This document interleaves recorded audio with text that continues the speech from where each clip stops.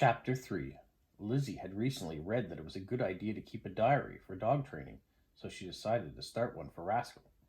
Training Diary, Rascal. Day 1, Saturday. Here goes. Rascal arrived today. He sure is full of energy. After about 10 minutes indoors, Mum begged us to take him outside. Sammy came over to help me, and Charles figured out the best way to help Rascal is to get rid of his bad habits. So this is a new puppy, Sammy watched as Rascal tore around the yard, barking at everything and nothing. Sammy, Charles's best friend, lived next door. Good thing I didn't bring Rufus and Goldie, said Sammy. I think you have your hands full already. Rufus was an older golden retriever, and Goldie was a younger one. Goldie was the first puppy that Petersons ever had fostered. It had really been hard to give her up, but at least she now lived right next door. I don't know, Lizzie sighed. Maybe they would be a good influence on Rascal. He's out of control. Lizzie had learned a lot about training for dogs from the internet, from books, and from trainers she had met. But she wasn't sure if any of it would work with this puppy. He definitely had a mind of his own and enough energy for a whole pack of dogs. Mom sure wasn't happy when he ran into the living room and jumped onto the couch, Charles agreed. And from the couch to the chair and to the coffee table, Lizzie added, I don't think his feet touched the floor once. Rascal wondered why nobody was chasing him. It was fun to run in circles, but much more fun when somebody chased you. He barked some more. Why weren't the children playing with him? Rascal dashed towards Lizzie and away again, looking over his shoulder. He wants me to chase him, Lizzie said, but there's no way I'm getting into that game. He needs to learn the best way to get my attention is to come over and sit quietly. Ha, said Charles, like he'll ever do that. If we wait long enough, he might, Lizzie said, and if he does, he'll get a biscuit. She showed Charles and Sammy the dog biscuit in her pocket. That's called positive reinforcement. If he does something good, he gets a treat. The book says it will work better than yelling at him. Said Charles. Maybe we should tell Mom about positive reinforcement. If I got ice cream for finishing my homework, I'd probably do it sooner. I think my mom already knows about it, said Sammy. She promised me a new baseball glove if I keep my room clean for a month. While they were talking, Rascal had finally stopped barking and running around the yard. Lizzie could tell that he was looking at her. She pretended not to notice. He came closer, cocking his head a little curiously. She kept pretending to ignore him. Finally, he sat down right next to her. Good dog, Lizzie exclaimed. She tossed him a dog biscuit. Rascal jumped up, snatched it out of the air, and gobbled it down. Then he took off again at high speed. Well, Lizzie said, laughing, as she shook her head, makes a start anyways. Training Diary, Rascal, Day 2, Sunday. Here's a list of some of the things Rascal has chewed in the last 24 hours since he came to stay with us. The straps in Charles's backpack, Dad's favorite work glove, right glove totally destroyed, left one sort of wearable but missing a thumb, Lizzie's math book, not that I mind, Bean's yellow blankie, Mum's new sandals. There were more items Lizzie could have added to the list, but it was too depressing. Rascal's chewing habits was a real problem. On Sunday morning after Mum found her sandals, or what used to be her sandals, on the bathroom floor, Lizzie got on the internet to do some research. What was the best way to train a puppy not to chew? The first thing Lizzie learned was, don't give the puppy a chance to chew things. After lunch, she and Charles and Dad closed off the kitchen with one of Bean's old baby gates. From now on, Rascal would have to stay in there. If he couldn't roam the house, he could have fewer chances to chew things. Plus, he won't be able to jump all over the furniture. Charles told Lizzie. Rascal looked back from them inside the kitchen. He whined and he barked and he jumped up and down. Lizzie had also learned that it was a good idea to give the puppy his own things to chew on, toys that were made for little dogs with sharp teeth. She tossed Rascal a puppy-sized rawhide bone. He scrambled after it and sat under the kitchen table, gnawing happily. If only they'd given me this yummy bone in the first place, thought Rascal. This was way, way better than any of the other things he'd tried to eat, and nobody was going to take it away from him, either. It was safe and sound in the kitchen. Behind the gate, life was good. Lizzie shook her head as she watched Rascal chew. She had never imagined that she would meet a dog she couldn't train, but Rascal was a real challenge. Chapter 4. Rascal sounds like a handful, Maria offered Lizzie a fig Newton from her lunch bag. He is, Lizzie said. She took the cookie and started nibbling off the edges. Then she sighed.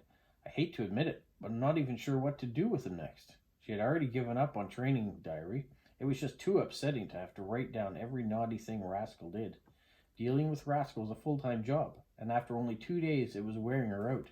Being at school was almost like a vacation. Maybe you just need a break, Maria said. I have a riding lesson after school. I bet Kathy could fit you in if you wanted to come. Lizzie shook her head and popped the last bit of fig Newton into her mouth. I can't, she said, scrunching up her lunch bag.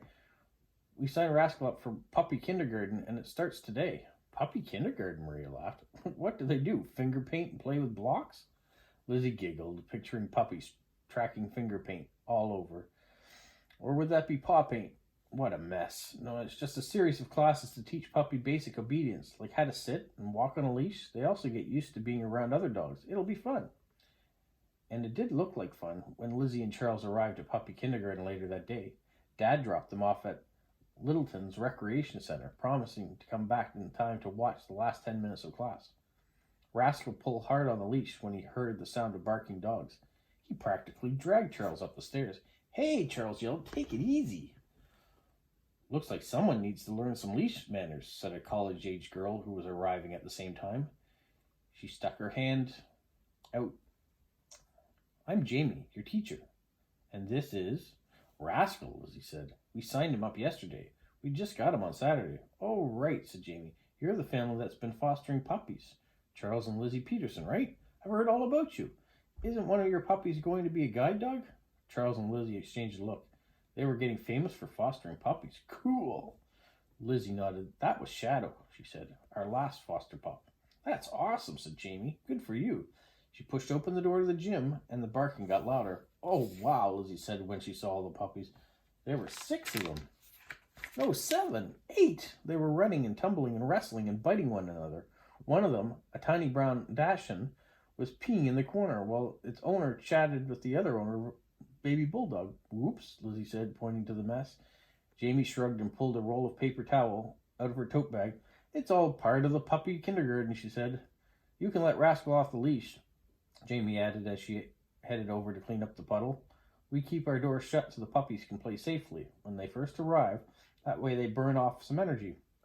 But, Lizzie began, she wasn't sure how Rascal would get along with other dogs. They had decided to wait a few more days before introducing him to Goldie and Rufus.